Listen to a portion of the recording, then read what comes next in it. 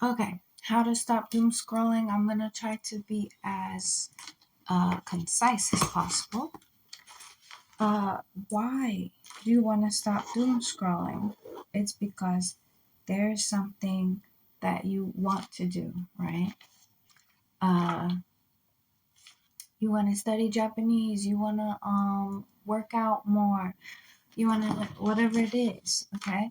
And people think they have this image of their in their head of like, if I just stop scrolling, instead of scrolling, I'll be doing this activity. But then they keep scrolling to procrastinate doing the activity. And the thing is, there's a different blockage for you doing the thing that you know you're supposed to be doing, that you want to do, like study Japanese or whatever. But in order to break through the blockage, I think people are generally aware of the fact that they have some sort of emotional or subconscious blockage to them. Uh, Stopping the doom scrolling and starting to do the activities that are wholesome and stuff. And yet, they're like, well, I don't know how to get rid of the blockage. I want it to just be instantly gone from me. And I don't want to pay for therapy and I don't know what to do. Blah, blah, blah. Well, I'll tell you something. You know exactly what to do, actually, and you just are not doing it because it's scary. Okay? And what you need to do is actually very simple, and it's the same thing you need to do with any addiction. And I'm going to give you some bad news. Sometimes you simply can't do it because of your circumstances. So, what you have to do is just don't do the addiction. Don't doom scroll. Okay? Don't be on your phone. Now, and it's literally that simple. How you stop doing something is you just stop doing it, right? And then if you just decide right now, okay, I'm going to stop doing it, then you're going to come up with a bunch of excuses of why that is hard. And you're going to have to just be your own devil's advocate and say, you know, just debunk all of your excuses to do it one by one as they come up, right? Like for me, I used to have this scrolling addiction really bad. And I was trying to quit it. And then I was like, well, I want to talk to my internet friends. And then if I'm on Instagram chatting with an internet friend, or if I'm on whatever chat app, and then how do I spend the time between the text messages? Oh, I gotta scroll because I'm right here. But that's easily debunked. You can have the chat open and not be doom scrolling. You can have the chat open and read something wholesome on the device that you're chatting on, or you can have a book open and just be pinged every time the desired person is chatting with you. And then you can also go back and be like, are these chats, well, some people have an addiction to chatting, and if you know that's you, and you know that some of your chat partners or some of your chat conversations are not productive, you can go ahead and just say, I'm not doing this anymore. It's literally as easy as saying I'm not doing it anymore and then not doing it. And that you don't have trust in yourself if you are always saying, oh, I shouldn't do that, oh, I shouldn't do that, and then you do it anyway. Okay? You will build up your magic skill, basically, your manifestation skill. I mean, people have goals in life, they have dreams, they're trying to manifest them, right? Or if you don't like that term, it's just achieving things. You want to achieve things. You're not going to be able to achieve anything if you don't have any sort of self trust in your ability to achieve the things. And this starts with the smallest of things. So, if you just say, I'm not going to do something, you have to not do it for real. But if you accidentally do it another time, there's no use beating yourself up about it. People think it fixes it if you punish yourself after relapsing, but it actually doesn't. Because then that's just more negative reinforcement uh, to the endeavor of quitting something. You're associating that with this punishment. Because if you just quitting, like if you gave up on the whole quitting doom scrolling thing, then you wouldn't have this punishment system. So just have to give yourself a lot of grace. Now, another warning thing I didn't get to is that when you quit an addiction, you're going to realize why you had the addiction in the first place. So when you actually debunk all of your excuses to do it, and then you're sitting there not doing it, and you still can't focus on the thing that you want to do. Now, I'm gonna advise you to just sit in your feelings. Just let yourself feel what you're gonna feel, and you might be surprised how there's a lot of very negative feelings coming out. Okay, when I really got serious about quitting doom scrolling and being online way too much, I it was like days where I all I wanted to do was sleep and lay there and nap and stuff and meditate kind of. And even in my more wakeful moments, it was like I was doing a full life review. Things just kept flashing back in my mind, memories and stuff, and reevaluating it, and like really bad feelings. I got this OCD. I started chopping my bangs. I mean, they turned out okay, but I pinned them back some. So I got the mental health bangs and everything.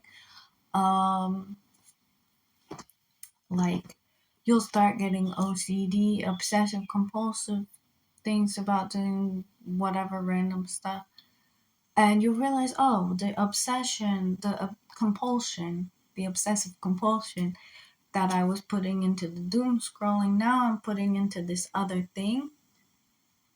But it'll be easier to quit the second thing because you're realizing what you're doing, and what you're doing is just avoiding feeling your feelings. And yeah, most problems in this world just comes from people avoiding feeling their feelings. Because it's scary and there's a lot of fear behind it.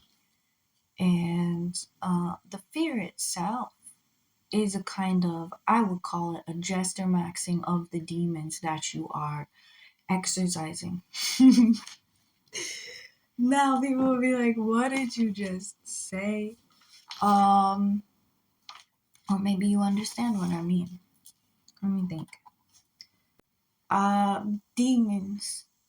I like to just think about as like negative thought forms that take hold of you, that get into you, and some of them you were just born with. Like it's like ancestral demons, and they meld into you, and they really influence your actions, right? And so when you stop doing something that you know is bad for you, but you feel compulsed to do it, it's like literally exercising a demon out of your body. And now this demon is out there. He wants to get back in.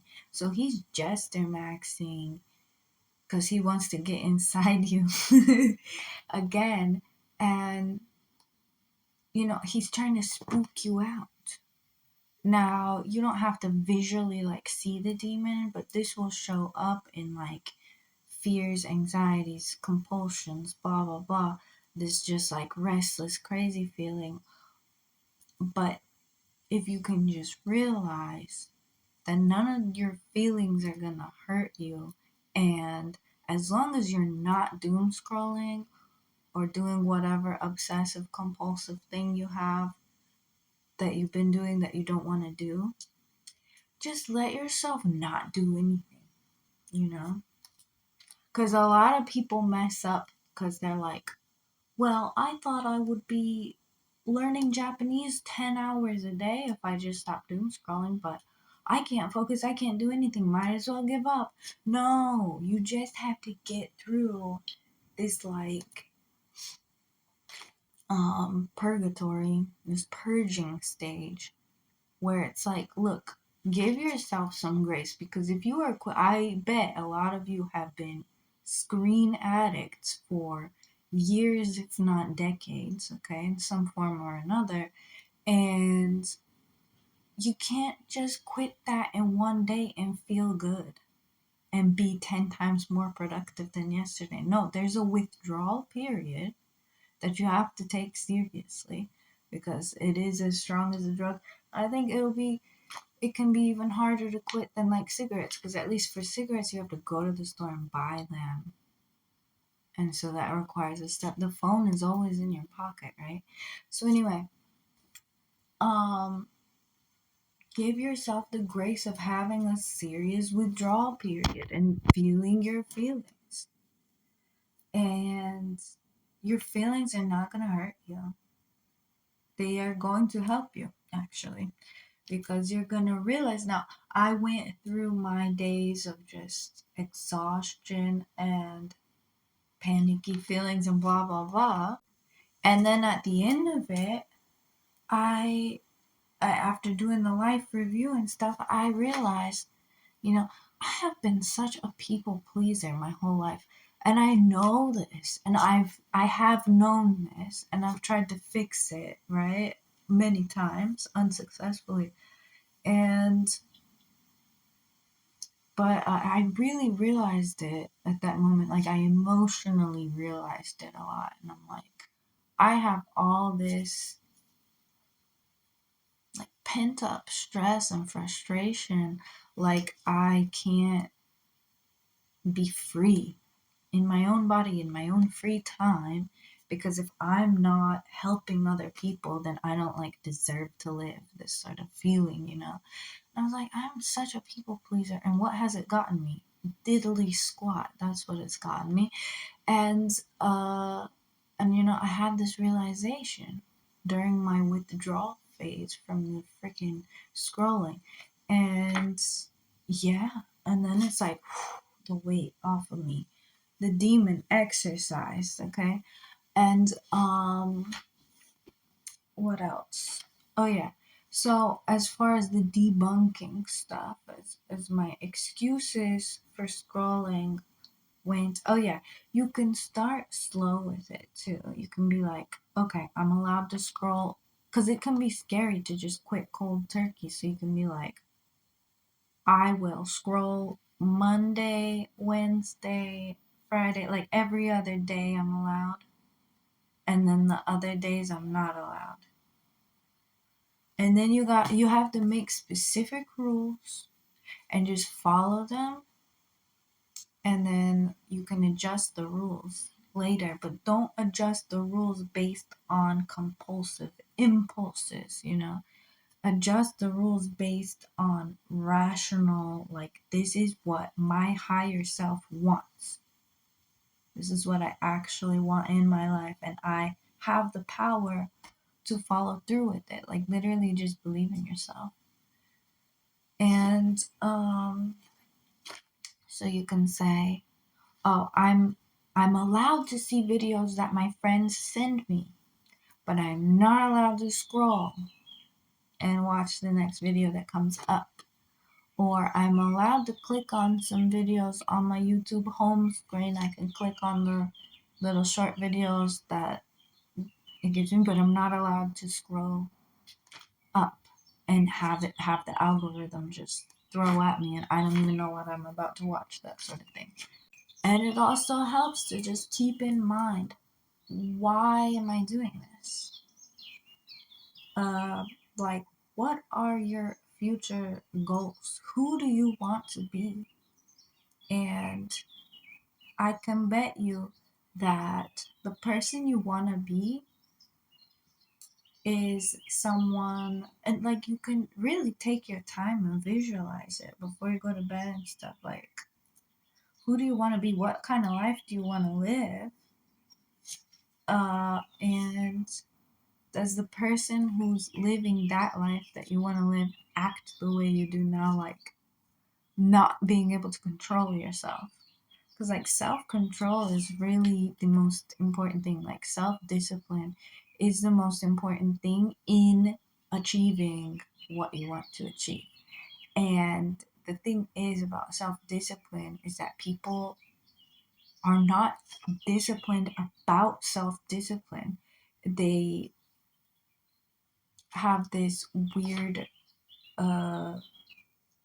like idea that you're not disciplined unless you go overboard with it. Like if you have to wake up at 5 o'clock, you have to study 5 hours, blah blah blah blah blah, and that's just a recipe for disaster. Because like, first of all, what is the point in being disciplined? It's so that you can live the life that you want to live. Do you want to live like some freaking Trump slave who's waking up at 5 in the morning? No offense to genuine like morning people, but who's waking up at 5 in the morning, journaling, drinking a godforsaken smoothie, blah blah blah, all of this crap that you don't actually want to do. No, you're trying to change your life to be chill, relaxed, awesome, you just want to get rid of these compulsions where you're doing things and the whole time it's like you don't want to do it. You're like on Facebook getting in fights with boomers, and the whole time you're like super stressed out about it, and you're telling yourself, "Oh no, I enjoy this." And it's like, really, in years from now, you're not going to regret any of this, and that you didn't spend your time doing something more productive. Because even just doing nothing is more productive than that. Because doing nothing is actually some of the most powerful things you can do. Because when you're doing nothing, you're really processing all of the unprocessed emotions and memories and stuff that are, unawares, affecting your behavior. So, my point about self discipline is like, you can't be too disciplined. Actually, being too disciplined is a surefire way to be more undisciplined than ever, because uh, you know, the first time you fail, you just give up. People tend to give up. Only you can tell yourself what your rules are in life, and, you know, just sit down with yourself. Like, this is your life. I'm not telling you to do, people retards will come in the comments, probably, they tend to on other videos. I'm not that big of a channel. People can come into the comments and be like, so you're telling me I have to do this? You don't have to do anything. I don't know who the hell you are. Like, you know what I mean? If you want to achieve the things that you want to achieve, how are you going to do that if you don't even trust yourself to do the tiniest thing, right? And if you're setting yourself up with, a whole list of tasks that are impossible for anyone to do, especially it's like day one, be perfect. No, you're never going to be perfect, first of all. And you're especially not going to be perfect on your first day of withdrawal from this like mega addictive drug that everyone is on right now, which is looking at their damn phones. Okay. So let yourself be like Ray Charles in that Ray Charles movie and just be tweaking out for a few days. Just allow yourself. That is self-discipline. It is self-discipline to allow yourself to tweak out sometimes. Tweak out. People ask me, because I make these hypnotic videos, I make these hypnosis videos that are actually very effective, and you should watch them too if you haven't already. And people ask me, what drugs are you on? What drugs are you? You know what's the strongest drug in this world? Is being fucking sober. Being so sober that you're not even getting drunk off of your own, like, emotional turmoil. Now, that is an extreme drug. That's why Buddha, being under the fucking Bodhi tree, was like hallucinating his ass off. That's why Jesus in the desert was hallucinating his ass off, okay? Yeah, the strongest drug is just the strongest drug is just facing your feelings, facing your traumas, facing your emotionally intense memories like a man, instead of just suppressing them forever and then acting out and being like, ooh, I can't help it, I gotta drink. Ooh, I can't help it, I gotta scroll for 5 hours. Ooh, I can't help it, I gotta message all of these OnlyFan hoes. Ooh, I just can't help it. That is that is you being, you know, like, I don't mean to be disrespectful here, but people be asking, people are disrespectful as hell to me, okay, first of all. Second of all, they're like, what drugs are you on? You are intentionally closing your mind off and keeping yourself on this like slow drip of like morphine by just acting dumb all the time. I'm sorry. I'm sorry. But you know what I mean? The most mind expansive drug you can ever, like the craziest psychedelic you can ever take, is just being a serious, responsible adult and facing your fears, like, and facing your emotional trauma. And I don't even mean like go to therapy. I mean, no, just sitting your ass down, not doing anything, not relying on anything except the thoughts that come to your mind, and literally just doing nothing until you feel calm and peaceful. Yeah. So that is my suggestion if you want to stop doom scrolling, is to tweak out like Ray Charles for like a week. And then you can't even doom scroll anymore. Once you're completely sober, like you go look at back at your favorite drug of choice. Like I went back on Twitter and I was just like kind of looking at, and I was like, ooh, ooh, ooh, this is disgusting. Like people are so nasty. um ugh, it's just like it spikes your cortisol. Once you take a week to tweak out like Ray Charles, you'll be like, dang, I realized I was spiking my cortisol on purpose just to bask and bathe in the pain killing hormones that come after you spike your cortisol, um the endorphins and stuff. I was addicted to these mind numbing secretions in my own brain that come from just reading rage bait. And then you go back and yeah, and then you're like, dang, this does not even feel good. I don't want to spike my cortisol anymore, mommy. I want to go home. You know? And then you just go and you don't even want to anymore. It's not like something you're always going to keep fighting. And then even if because it's easy, because you got to do stuff on your phone sometimes. So then sometimes I'm like checking YouTube. And I still watch videos on YouTube. I just don't do the YouTube short scrolling. And but then sometimes I did a couple times, and I was like, oh yeah, I'm not doing this anymore. I am a disciplined person. And then the self concept changes after you do something, and then you have the experience of quitting it. Then you build up this manifestation muscle, and then you will do even greater things, I promise you. So that is my rant. There's various techniques. I mean, I guess you could watch videos about techniques of how to stop looking at your damn phone. Like, they have this minimalist phone thing where you make your phone black and white or not have pictures on it or blah blah blah. There's enough of that stuff out there. I'm trying to dig down into the dirty,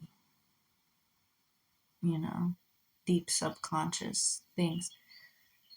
And yeah, that covers it. Thank you. Oh, by the way, so yeah, I do hypnosis like one on one.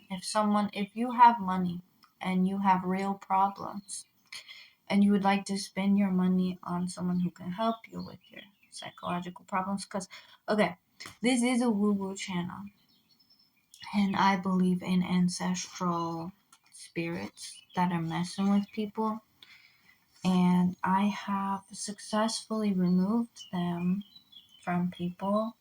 I would have to evaluate whether you need that or not, and then I could.